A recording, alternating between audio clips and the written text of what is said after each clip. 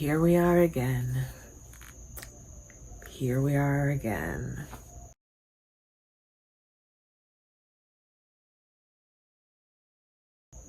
Welcome back to my channel, everybody. It's another impromptu video because for some reason I can never stick to a fucking script. Today, I want to talk about books because I love books, even though I haven't posted a lot of videos about books. You're probably thinking to yourself, Max, didn't you have a whole bunch of other videos planned? I do. I've just been really busy with work because it's stressing me the fuck out. I don't know if you guys know this, but I work at a call center. Yeah, anyone who's watching this who works at a call center or knows someone who works at a call center knows that call centers are literal hell. It is the Dante's Inferno of the fucking workforce, and it's not super fun. At least my coworkers are nice, but a lot of things have been stressing me out, and just in case, I put in an application for a new job. So let's hope we get it. I really want to get it. I'm so tired of this bullshit. Anywho, we're talking about books. Now, granted, I will put a few caveats here. I am planning, well, technically not planning because the video has already been filmed. The issue is that for some reason, my phone is not syncing with my iPad. So I film with my iPhone, my very old iPhone that needs to get replaced. And then I edit with my iPad, right? Right. Makes total sense. So what's been happening is that for some odd, peculiar reason, they are not syncing like they normally do. Normally, I could just go on my iPad and all the videos that I recorded on my phone are there. For some reason, that's not happening with both my New York vlog from all the way in October and my reading guide video, which I made in the beginning of the new year. So I can't edit the videos because I can't get the remaining footage that I need. And I try airdropping it, I try using OneDrive. For some reason, each one of these methods are making it harder than the other. So while I figure out that technical difficulty, I did at least want to get one video out before the month ends. Because Jesus Christ, this fucking month is going by fast. It's gonna be a really rough 2026, huh? Yeah, real rough. Let's all prepare for that. But if you guys didn't know this, and again, you're gonna see this in the reader's guide that I'll post, which will be after this video, and you're gonna hear me talk about how I'm planning to go to university in England, more specifically London, and I did get an acceptance, like I said, in that video that will be posted. Who knows when, until I figure out this technical difficulty. But I did get one acceptance out of the 5 universities that I applied to, and I am waiting on a second acceptance from the university that I mainly want to go to because it's like a very prestigious, well, I guess not prestigious, but it is a good university and it is accredited for America as well. So that's why I really want to get into it because it'll count for both the UK, if I want to stay there, probably won't, and then America, which, on the fence if I want to settle down in America, if you know what I mean. But yeah, I wanted to make a little video because the thing is, I have a lot of unread books. You see, when I was 16, I bought a lot of books, and a lot of books I didn't read. And seeing how I want to try and go to England, I thought to myself, you know, I should really start to read all of these books that I have here. And it's a lot. I actually counted them on my TikTok, which you can follow in the link in the description. And 217. Yeah, that's a lot. That's a lot. Even I can admit that that's a problem. So do I think I'll read all 217 before September? Not a damn. not a goddamn fuck. But we can read close to it. So currently, this video is going to be about the top 22 books I want to read before I leave for, you know, England, because I can't take all the books with me. I'm not fully moving there yet. You know, I do want to do my master's there, so when it's time for me to do my master's, I'll probably make the full move. But for now, no full move. Anywho, we are gonna just discuss all of the books here. So with these books, I'll discuss the plot of the book, how far along I am in the book, why I really want to get into the book. Pretty sure I already just said the plot of the book as well. And yeah, I think that's about it. All right, let's just get this started, why don't we? So, first book on the list is one that I'm currently reading, and it was actually released this month. Half His Age by Jennette McCurdy. Now, some of you might hear that name and think to yourself, that sounds pretty familiar. And you're right, because it's the same actress as Sam Puckett from iCarly. Yeah, she became an author. Her very first book was her personal memoir called I'm Glad My Mom Died. What a title, am I right?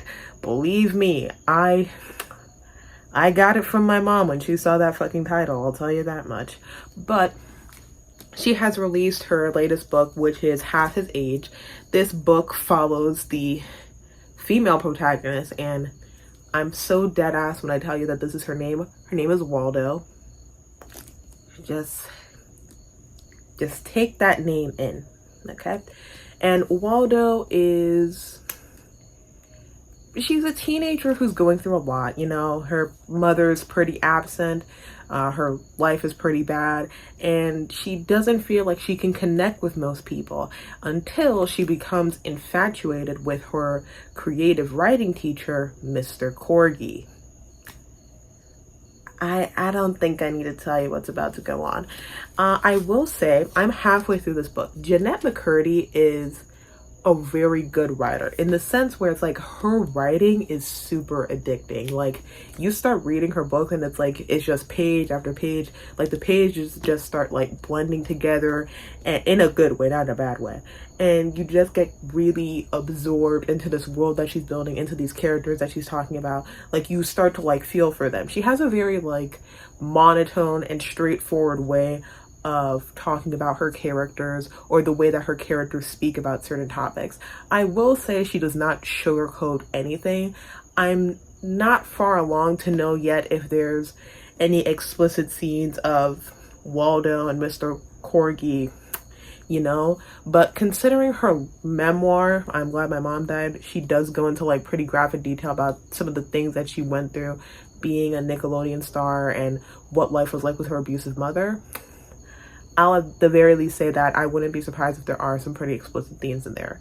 So prepare yourselves. But I'll probably do a more full in-depth review on my TikTok, which again, the link will be in my bio so that you can follow me. Next up, Gold and Gossamer by Riley Quinn. Now this is an indie published book, so Riley Quinn is actually an artist that I have been following for a really long time. I had started following her in 2023 when she made like this animated video. This was the thing that I think got her really popular with her animated character. Well, I mean, there was another video, but this was like the second most popular video of her character, and so she started writing this book. Now in this book we have Dante. He is the king of Abin-Ben, and he is the Mage King. Now there's currently this like virus going around with the crops, and the virus is so bad that not even magic can like heal back the crops. So he's trying to make a deal with the Fairy Queen to basically help him with his land, because he can't really rely on his allies for some reason. I'm about, I was 30 pages in when I decided to go and pick up Half His Age, but this one I really love it. I love the characters. I love how everyone talks. I really like the writing style. It's very fantastical and whimsical. A good example of this is on page 2. Let me get it.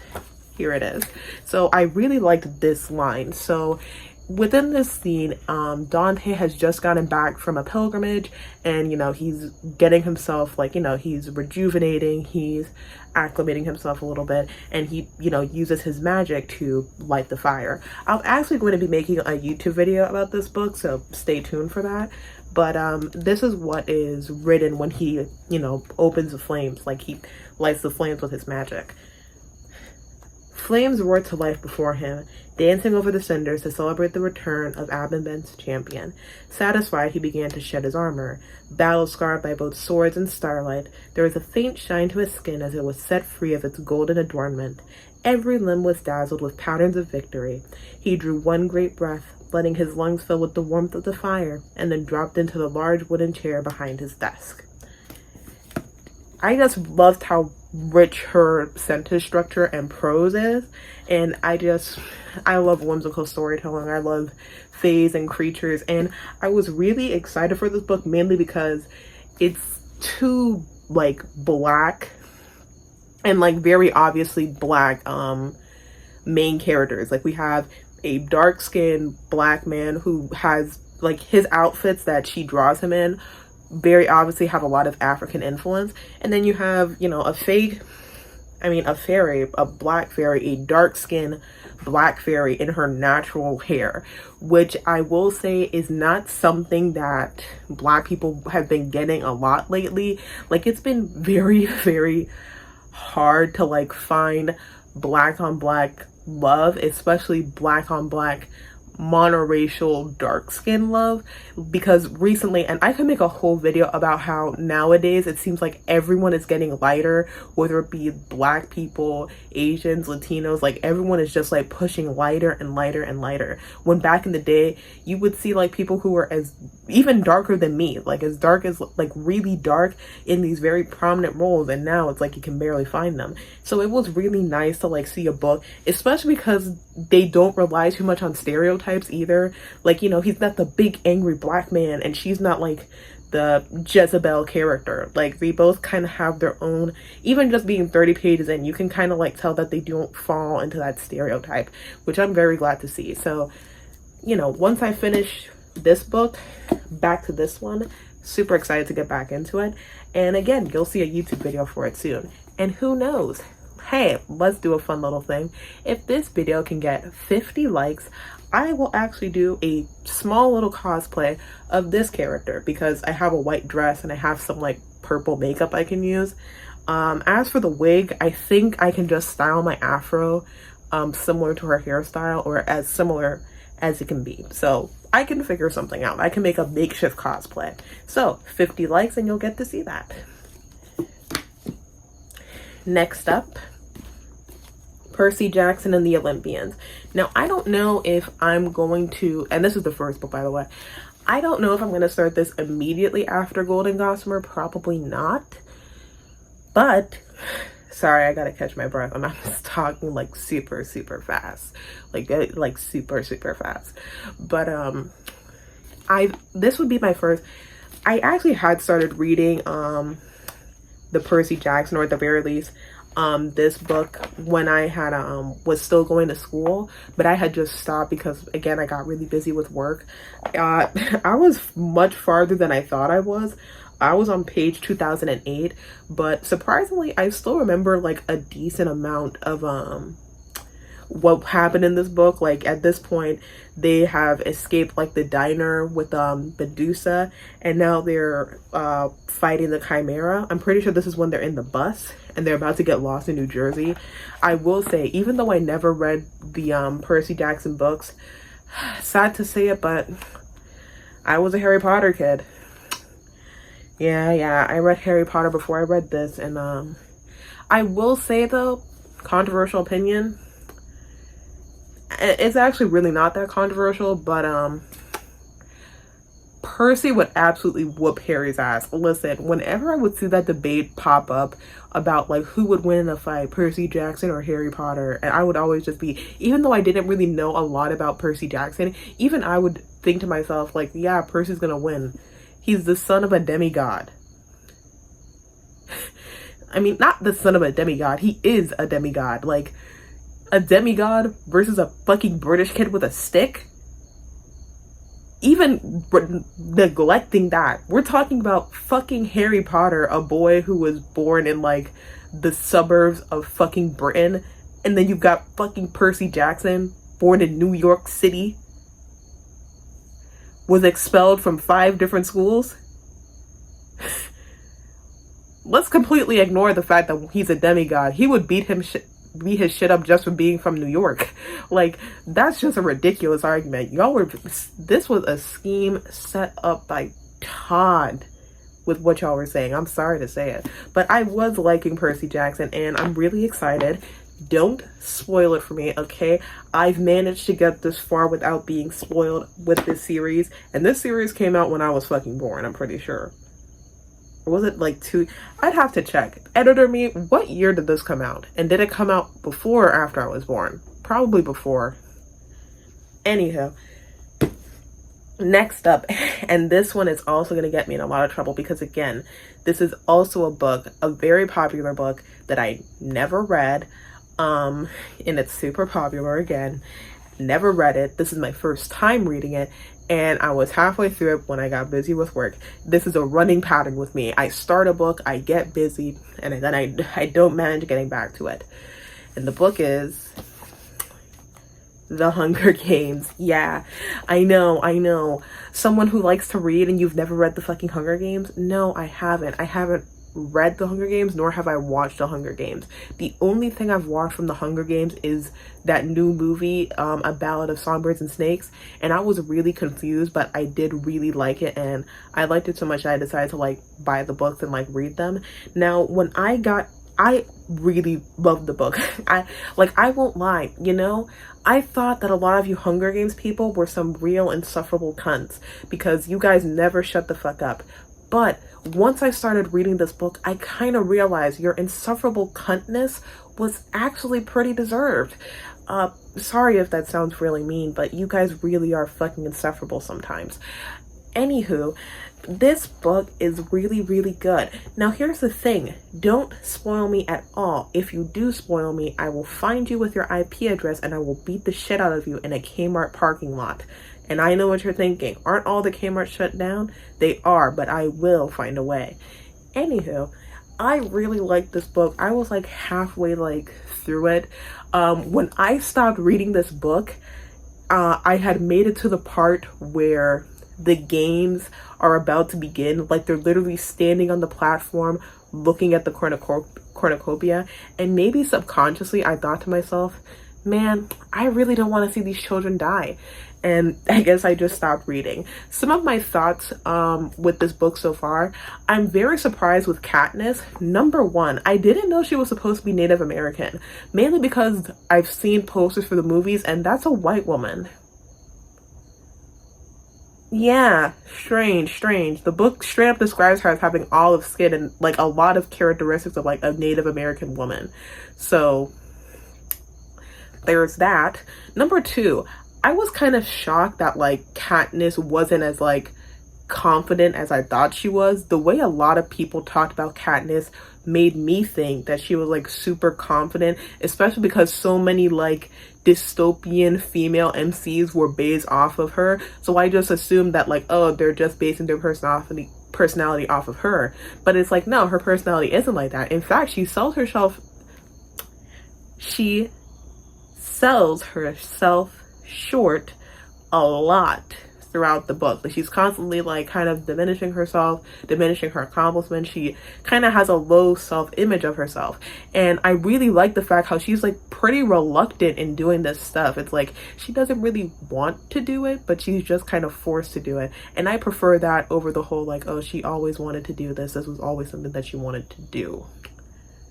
So I kind of like that. I fucking hate Gale. I hated that motherfucker the minute he came on screen. I know he's one of those, I'm a good guy. No one ever wants to go with the good guys. I feel it in my bones. I feel it in my fucking bones. Peeta, no, again, like I said, I've managed to get this far without being spoiled about anything within the series. I will say, why do I feel like he's gonna die? I don't know. I don't know why I think he's gonna die.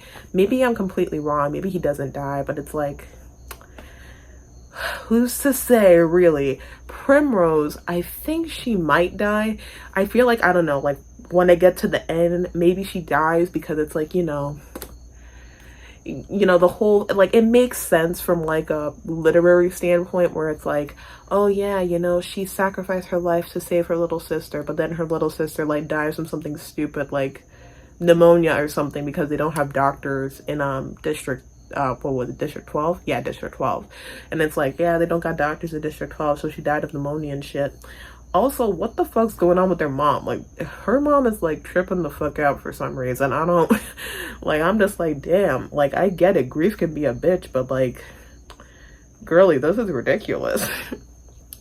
Anyway, can't wait to get back to this one. This one I might be more likely to get back into once I finish Golden Gossamer and also Half His Age. Yeah. I'm not excited that I have to like put those all back because I don't have like a bookshelf. I have to stack my books on top of each other, and you're gonna see some pretty dusty books because of that. I don't like dusting stacked books like that. I gotta take them all apart, and it's very annoying, and I hate it. Next, Emily Wilde's Encyclopedia of Fairies. I read one page of this just to like kind of gauge myself if I'm like really gonna be into this and I really want to read this, and safe to say I really do. So this follows Emily Wilde. She's a Cambridge professor, and her entire like thesis and what she studies is like mythology, more specifically fae and magical creatures. So she goes over to, I'm pretty sure it's what, Sweden? Was it Sweden or Norway? She goes to one of the Nordic countries. I'm reading the back of the book to see if it says where she went. Yeah, no. Doesn't say anything here. Let me go to the first page.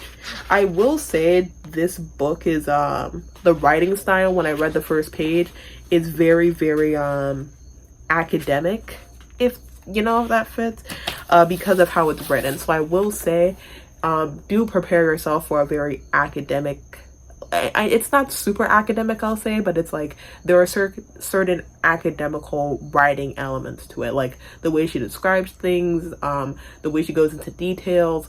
It's very field research type, anthropological, sociological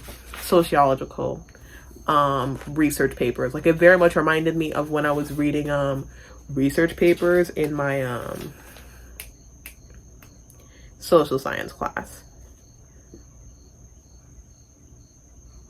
I don't know what the fuck this place I'm sorry, like it shows here, like it literally gives you like the date and everything, even like the year it's taking place, but it's like, well, this is definitely Nordic. I don't know, I'll show it to you. You see, I like highlighted and everything. I don't know what it says. I think it might be Swedish or Norwegian, whichever one it is. Please don't jump me. I'm stupid. It's not a real place. It's not a real place. I just looked it up. It's not Swedish or Norwegian or anything like that. It's a fictional place. I thought it was real because she's from Cambridge. I'm so fucking stupid, guys. I'm sorry. I'm sorry, Norwegians. I'm sorry, Swedens. I'm sorry. But yeah, I like the writing style. I think it's fun. I can't wait. I sound fucking stupid. I sound like I'm fucking on crack. But I can't wait to read this book at some point. Hopefully I get to read it before, you know, I go. Next up. Oh. That just slipped out. Anywho. So we have next up, My Year of Rest and Relaxation. Now, I got this book because I heard that the MC is an insufferable cunt. So this book takes place in the early 2000s, and when I mean the early 2000s, I mean quite literally the year 2000. We follow our narrator. She's a young 20-something. She's rich. She's in New York. Blah, blah, blah. She's insanely fucking depressed, and she doesn't really understand why she's depressed. And she basically goes to like the worst therapist ever. This is from the description on the book. And she has a sadomasochistic friendship with her best friend. Her boyfriend is a fucking jackass because his name is what? Todd? Probably Todd or some shit like that. Oh yeah, Wall Street boyfriend. What does that say? Enough. I'll tell you that much. It's a little bit of a novel. I read again, like one page.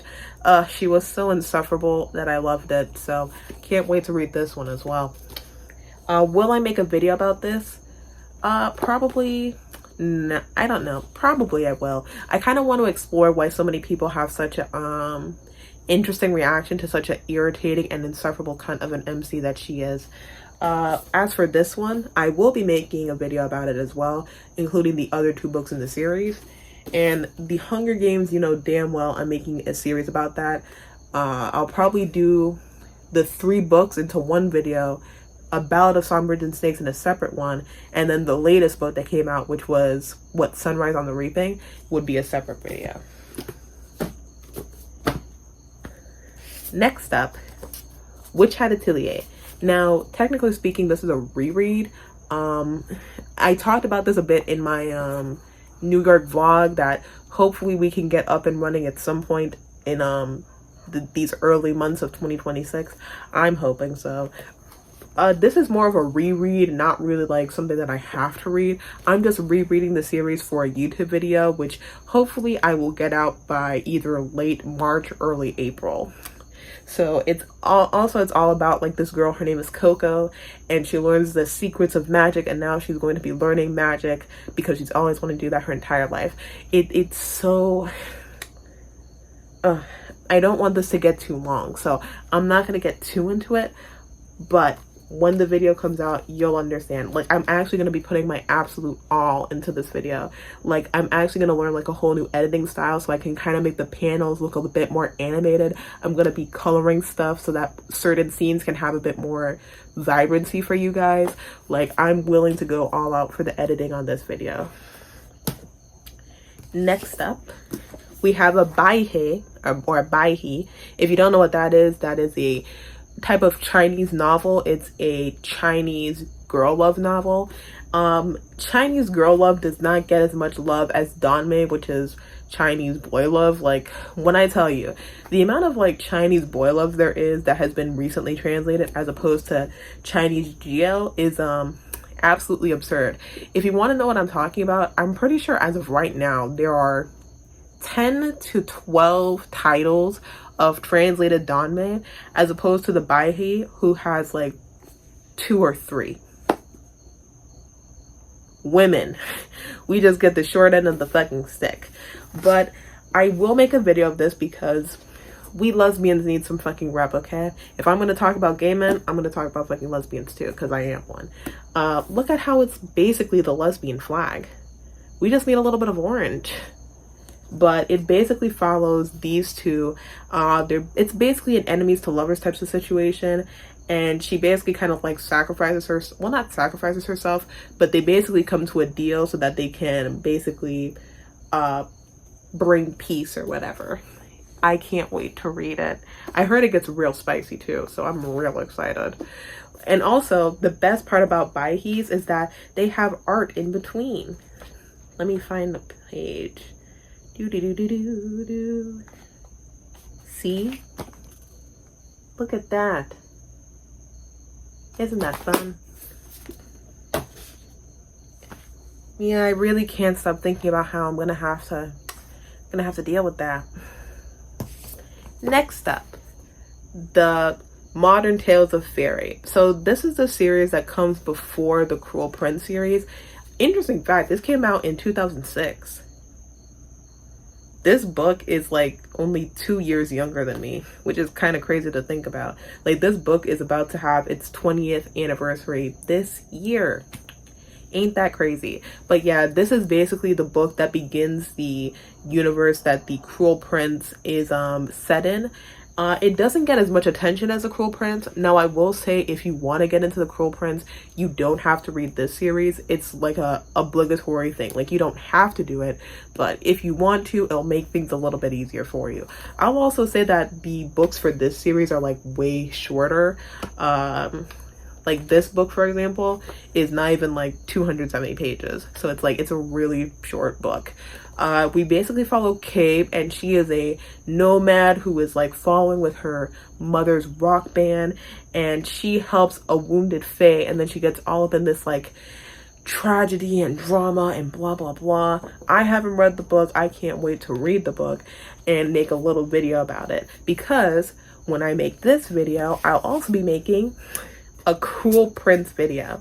Now, the thing is, I read The Cruel Prince back when I was like, what, 15 or 16. Absolutely fell in love with the series. I would say that The Cruel Prince is like my favorite series of all time. I love it so much. So much. And I do want to make a video about it before I head off to jolly old London. But yeah, I love The Cruel Prince. We follow Jude. She is a human whose parents were murdered by a fae, and then that fae took them in, and now it's just about her trying to survive within the fae world.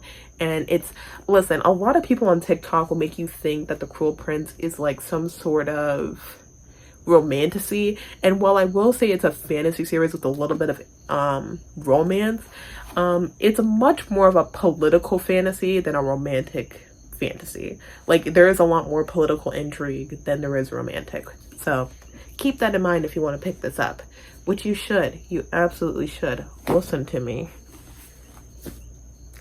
Next up, this is another indie book, and this is The Rooted and the Wing. So this basically follows like fairies, and these fairies are immortal, and basically they don't want to like be the protectors of the forest and help the druids, who are these tree people, because the tree people need the fairies to take care of them.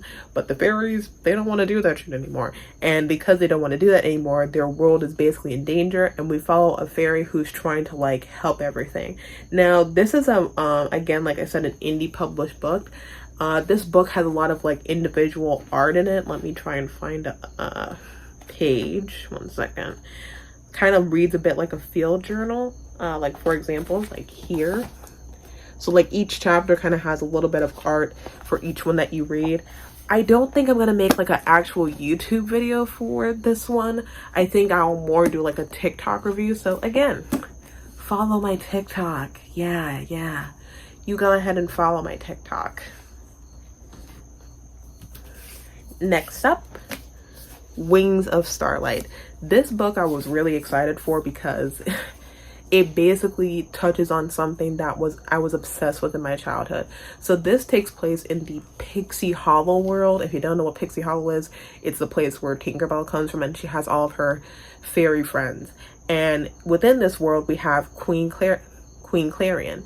And in one of the movies, Secret of the Wings, where Tinkerbell discovers she has a twin sister, we get like the hints of a love story between Queen Clarion and Lord Mallory, the winter fairy.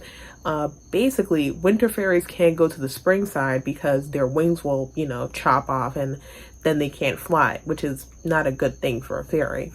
And so this book basically explores the relationship between a young Queen Clarion and a young Lord Mallory, and like what happened to them and their tragic love story. And that's the thing, like, you're gonna read this and you're gonna know for a fact it's like, dang, they're fucked in the end, because you know what happens. Well, at least if you watch Secret of the Wings, you know what happens to these people. Like, you know how their story ends, and it makes you really sad. Can't wait to read it. Oh, let me just put that there. Yeah. I'm still thinking about how I have to sort those out before I go to bed. Not fun. Next, Catabasis by R.F. Kuang. This will be my very first R.F. Kuang book. I was very interested in reading this because I've always been obsessed with Dante's Inferno. This book basically follows a PhD student? Yeah, I think a PhD student, and this school is all about magic, and she accidentally sends her professor to the underworld, and so now she has to go to the underworld and rescue him. So we basically follow her on this adventure along with her academic rival as they try to retrieve her professor. And the reason she wants to do it isn't even from the goodness of her heart. She wants to retrieve her professor because he's the only one who could write her a recommendation letter. She's the only one who can write him. And that's what's crazy, because it's like, it's her fault that he's down there anyway. Like, she's the one who made the mistake, and she's just like, damn it, he's the only one who can write my reference letter. I gotta get his ass back. It's ridiculous. I will be making a YouTube video about this. I can't wait to talk about it, because even within like the first 30 pages, there's already so many things like interesting going on, like some of the topics that they're discussing. Another thing that they discuss is like academia, like some of the very problematic aspects of academia, like the sleepless nights, taking advantage of students' works from internships and stuff. How much people sacrifice in academia for like academic achievements, because for example, to even go into the underworld, you're basically sacrificing like half of your life force. So by doing that, homegirl is really like sacrificing whatever time she had left just at the chance so that she can like get tenure.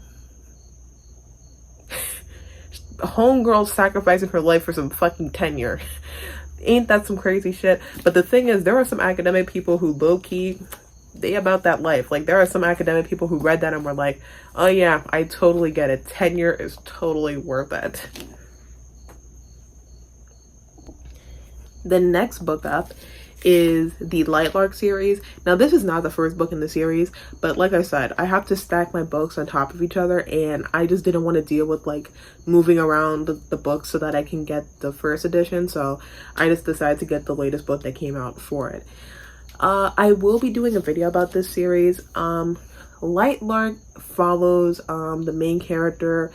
I don't know what her name is, unfortunately, but basically within this world, these people, there are like 6 different types of people. Each one has like a different curse put upon them, but every 100 years there is this game that they can play so that they can get their curses taken off of, so that they can be like the ruler and they can get whatever wish that they please, which could like solve all of these issues that they are having.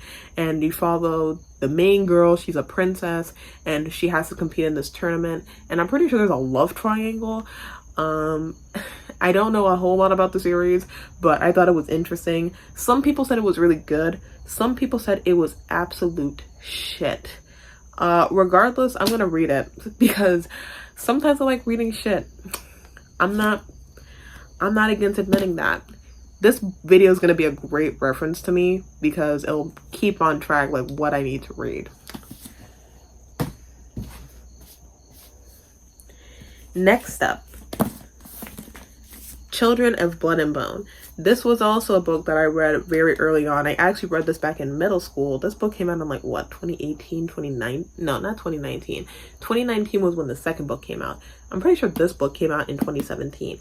And originally I was supposed to have made a video from since I think what, last year, because the third book came out either last year or 2024 or late 2024, and I wanted to do a whole video discussing it because it's like, it's such a good series, but not a lot of people talk about it because the MC's black. Listen, I'm willing to admit it. It's like, you don't hear a lot of people talk about Children of Blood and Bone. And why don't you hear a lot of people talk about Children of Blood and Bone? It's a very black fantasy. The MC is a dark-skinned black girl living in a fantastical Lagos, Nigeria, written by a Nigerian author with very Nigerian African names and Yoruba names and Yoruba practices. So yeah, I'll never forget how there was a review for this book and it was a white woman, and it's like, I really can't tell if like they were trolling or they were actually dead ass, but she basically gave the book like 2 stars because she said it wasn't a good portrayal of authentic African tribal life. And it's like, you picked up a fantasy book for a historical idea of African tribal life. That's like if I picked up an Irish fantasy book and said that it wasn't an accurate depiction of historical Irish peasant life. Like, do you hear what you're saying, lady? That, I really can't tell if she was like actually like joking or if she was dead ass for real. I'm hoping it was the opposite. I really, really do. Next up, The Raven Scholar. Now, I've been seeing a lot of people hype up this book on TikTok, and when I was in the States, I decided to buy it. Another reason I bought it is because, again, there was a black MC, and the thing is, if there's a black female MC, I'm gonna read the fuck out of this book, okay? I'm gonna read the fuck out of it. I'm gonna make a video about it. This will have a video made about it. Especially if I like it a lot, then I'll make a whole video about it. But yeah, I can't wait to read this. I actually don't really know a lot about it, but the thing is, I kind of want to go in completely and utterly blind like I already am. I can't see my face in this camera. I don't know, I can't see my face at all.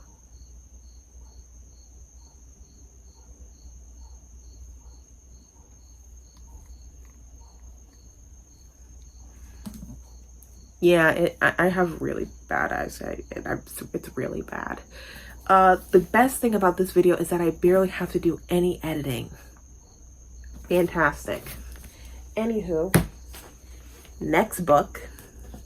Now, one of my friends actually has read this book, and she's always telling me about reading this book. Shout out to my girl Luna in Australia. Hope you're doing okay. Hopefully you're doing better than me. But the book is Fourth Wing, and you can like see the dust that I'm talking about, like how it's very hard to dust when the books are stacked on top of each other. But Fourth Wing, another popular book talk book.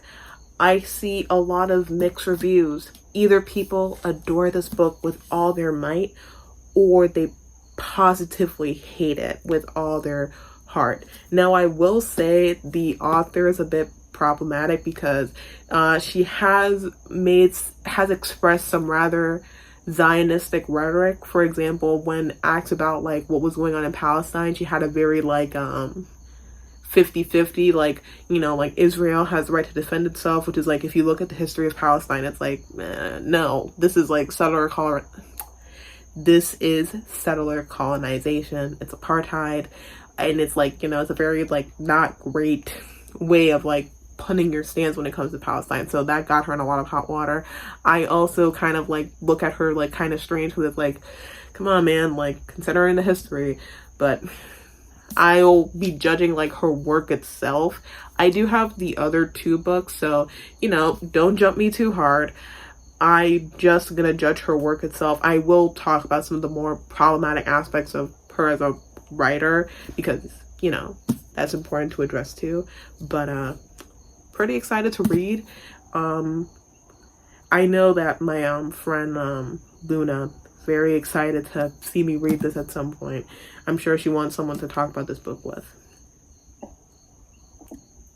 Another book that my friend Luna has read that I'm sure she anticipates me reading, again with the dust. I'm sorry.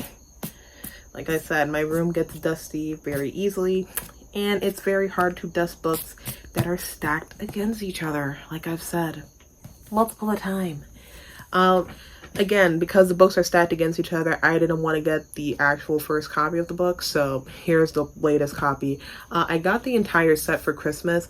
Interesting fact, I actually had originally the original covers for it, so like the original 2016 covers. However, I did have the first cover. The other two ended up getting covered in mold because a hurricane had passed, and then they got wet, and then they got mold, and the first one was the only one that was okay. But I decided to just give that away to my friend, because it's like, why would I have two copies of the same book? So I just kept the newer editions. Anywho, if you don't know what fucking Aquatar is about, Aquatar is probably the most divisive book I've ever like seen on the internet. When I was on Bookstagram more, and I was in a little fandom space, I had a lot of followers who were really into this book. However, because I was young at the time, they were like, listen, you know, you're a bit young for what happens in this book, so wait until you're a little bit older to read it. And then once I was older, I asked my mom to buy it for me. She bought it for me. Then I found out just how problematic the author is. Sarah J. Maas has done a lot of problematic things. I also talked about it in the video that was filmed earlier this month that might not get edited and completed until like probably February, hopefully by my birthday. But just to highlight a few of the more problematic aspects, and when I do my video on Aquatar, I will be again listing those aspects. When it comes to this book, not only am I reading it to like really gauge like, okay, like how bad really is the writing? Is it as bad as people say? Like, you know, what's going on? Or do people just like call it bad because the author is a bad person? Because, you know, you can completely understand that type of rhetoric where it's like a bad person makes bad writing. Just to list off some of the the more wassa things that she's done. She used the death of a black woman killed by police brutality to promote one of her books. She supports the genocide of the Palestinians, or at the very least, she openly talked about Israel having a right to defend itself and that Hamas is a terrorist group. She also proudly talks about how her grandmother served in the IDF. Yeah, those are like the top 3 bad things. And then another thing which I want to get into when I make the Akatar video, because this is something I want to look into when I read the series actually, is her ways of depicting other races within her books. A lot of people talk about how a lot of her depictions of other races is very racist. Like, so racist to the point it's just like, it's not even like accidental is what people say. Like, it's like historical levels of racism. Like, it's the type of racism that you have to do research for. Like, she's said, like, within her books, she uses like a lot of stereotypes for Irish people, Southeast Asian men, just a whole lot of different people. So when I read this series, and when I read the Throne of Glass series and the Crescent City series, I'll also discuss all these aspects. Don't jump me. I'm not trying to support a problematic author. I just kind of want to delve into the work itself and like really look into like the characters and the writing. But I will always acknowledge like the harm that like a problematic author can do. Like, don't jump me, please. Don't. Because I know some of y'all are very, very ready to jump. So please don't jump me. Okay? Next up, and again, like the previous one, the Legendborn series. Like I said, black female character, I'm gonna pick it up. Now, again, this is not what the first cover looks like. I'll probably show a picture of what the actual first cover looks like. This is the 3rd and latest book in the series, the Oathbound one. This is probably my favorite cover because I love the color purple. Yeah, that's it. I just like the color purple. Anyway, this book is based off of, or at the very least, it uses a lot of inspiration from King Arthurian legend. I actually have considered like listening to King Arthurian legend before I read this book. I heard some people say that you don't have to do it, but it's like any excuse to read classic literature is good enough for me, isn't it? We follow Bree, and she is in university, and her mother has passed away, and she has like very faint memories, and she finds out that she can actually use magic and that her memories were manipulated with, and she joins this secret underground society to like, you know, stop this evil bad guy in the background. I don't know who he is, but I'm assuming that he's evil because he's black. Not, guys, look at me, you know I don't mean it like that. But yeah, I'm very excited to like get into this series. I think it's gonna be a really fun read, and I can't wait to read it. Oh, I'll also make a video about it. I'm definitely gonna make a video about the Legendborn series. Next up, this is just an atlas.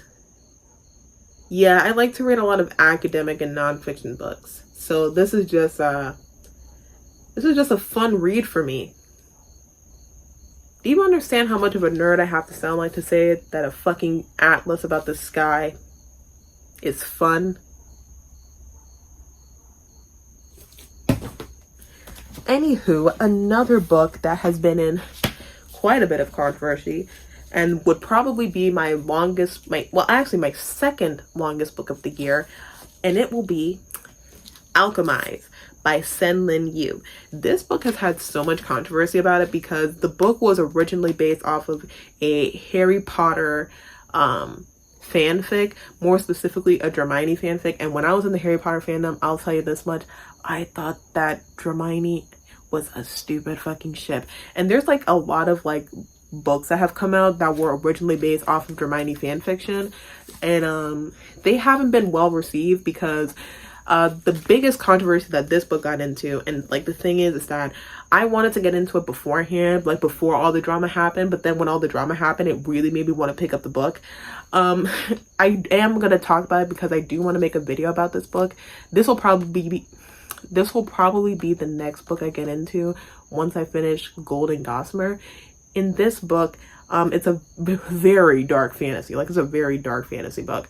Like, I was 20 pages in, I had to give it a break. I had to like switch to a more, that's why I started reading Golden Gossamer. I needed some lighthearted fantasy because of how dark this shit got. 20 pages into the book, you want to know what's happening? In this book, there's necromancy, right? They kill this man, bring him back to the dead, have him kill his wife, and then eat her. 20 pages in. Look at this. This is like 20 pages in is only this much. Compared to this, we already had necromancy and cannibalism within 20 pages. Utter madness, bumbleclutting madness, I tell you. So yeah, I had to take a little break. I was like, this is a bit too much. Like, I knew this was gonna be a dark fantasy, but this seems like a downright horror. But the whole controversy that this book had, getting back on track, is it used to be a Hermione fanfic and then it got adapted.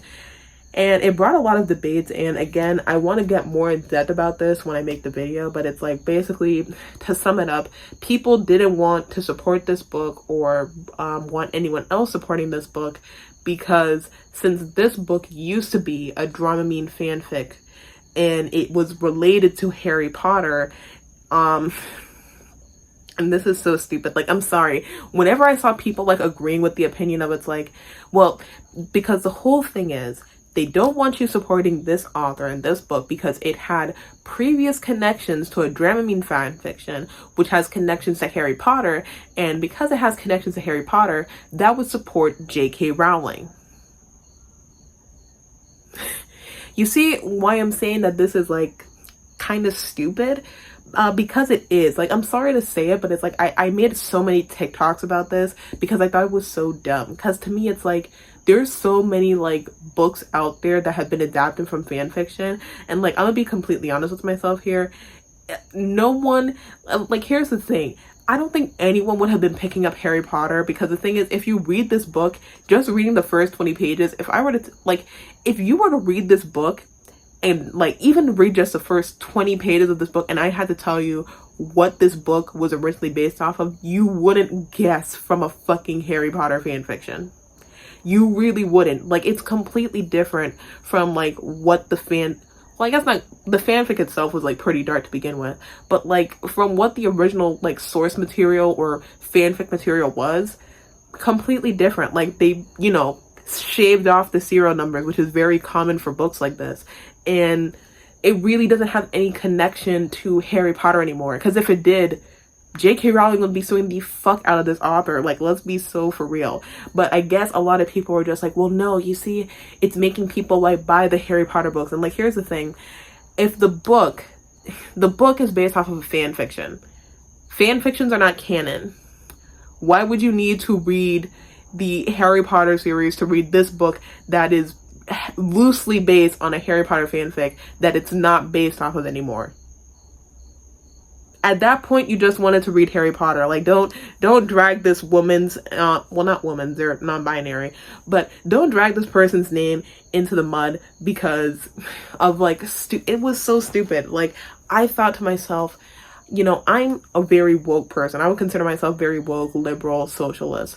When that drama was popping off, I was just like, this is like stupid as shit. Like, is this what conservatives see when they like talk about us? like that's what was going through my head. I was just like, guys, like, this is dumb.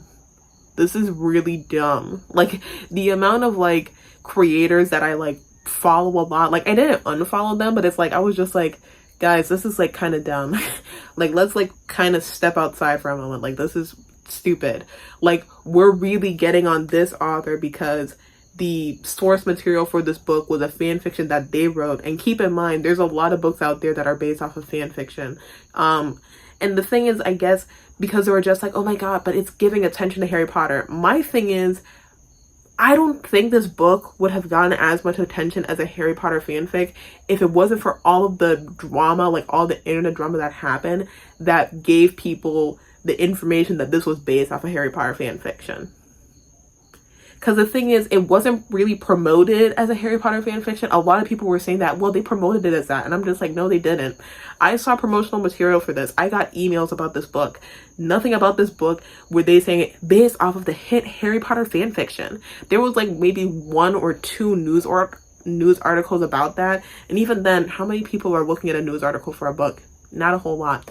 Not even on the actual author's Instagram page could I find anything that showed that they promoted this book originally as the Harry Potter fanfic or the epic book based off the popular Harry Potter fanfiction. It's like, no. Once they got their book deal, and don't get me wrong, again, there's a lot of like nuances I have to get into when it comes to this book, but yeah, the whole drama of it was basically, it was based off of Dramamine fanfiction, and because it was based off of Dramamine fanfiction, it has associations to Harry Potter, and because it has associations to Harry Potter, that would support J.K. Rowling.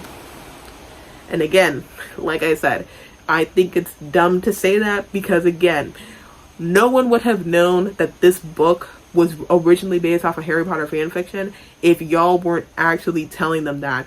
It was a whole Ouroboros situation where because someone talks about this being a Harry Potter fanfic, someone thinks that they need to go and look at Harry Potter to understand this book, and they don't at all because it's like a completely different thing compared to the original source material.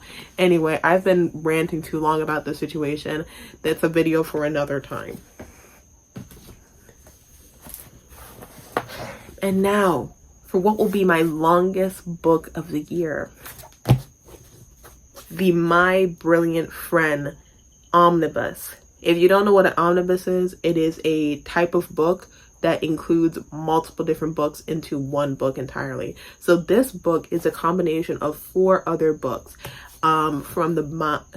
it's called the Neapolitan series. The first book is My Brilliant Friend. And if you guys are expecting a YouTube video for this, you're sorely mistaken. You're gonna have to follow me on TikTok and listen to me like make, or we could do this. If you want, I'll put it in the comments. And I don't know, can we do polls? Okay, how about I do this? I'll do a community poll, right? In that community poll, you guys can choose if you want to see me make a reading vlog about this book because it's a big fucking book. As you can see, it's a... You guys fucking seen this shit?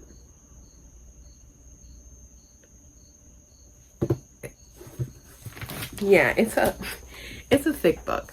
So what I'll do is once this video comes out, I'll give it like maybe a day or 2 after this video is out, and I'll make a community post, so keep updated. And you guys can choose whether or not you want to just watch me make TikToks about me reading this book, or we could do a reading vlog where I'll basically like document my journey as I read this thick ass fucking book. So you guys can like decide on that. Hey, you can even say in the comments whether or not you want to see that. Considering I don't even have 300 subscribers, you can easily persuade me. Anyway, that's the end of this video. I realized I forgot to add one. So this one I'm going to be doing a video on by March. This is called Go Luck Yourself. It's the second book in the one book that I covered back in like 2024 actually. But yeah, this one was another one I forgot to add in. Sorry about that sudden interruption. My mom woke up. But anyway, we have reached the end of the video. Another video that's almost an hour long. Sorry that I can't make short form videos. I guess it's just an issue that I have. But thank you so much for watching this video. I really appreciate all the attention and the love. I mean, it especially with my last video with the Amazing Digital Circus. I didn't think it was going to do that well, but you guys really, really liked it, and I'm glad that you enjoyed it so much. Now, please like and subscribe, because if you subscribe and I reach at least 15,000 15,000 subscribers, then you guys will be allowed to vote, because if I let you pick, you'll pick something stupid. You guys can vote on what type of cosplay I can wear for my author photo, because if you don't know, I want to release a book. That's right, a book. Me releasing one. In fact, I'm kind of working on the concepts for the book. So I had many different concepts when I was writing the book, and I kind of want to like publish a few on AO3 so you guys can like read those concepts, and you know, if you like the characters, then you can always stay in tune when I make the actual finished version. When will those concepts come out? Hopefully, I'm aiming for late February, early March, depending on how my schedule is. I'm trying to see if I can do some writing tomorrow.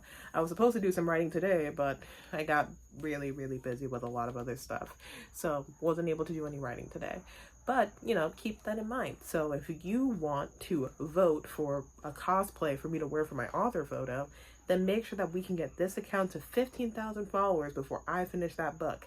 And just know that that gives you a lot of time, but because I procrastinate a lot. Like a lot. And also, follow me on Fable. I will put a link in my description as well for my Fable. And in that Fable section, I have a little book club to help me with bringing down my currently reading list and to be read list. So you guys can help me out and maybe even bring down your own to be read list. Thank you guys so much for watching. Like and subscribe. And hopefully I'll see you next time with a more TV show video. Bye.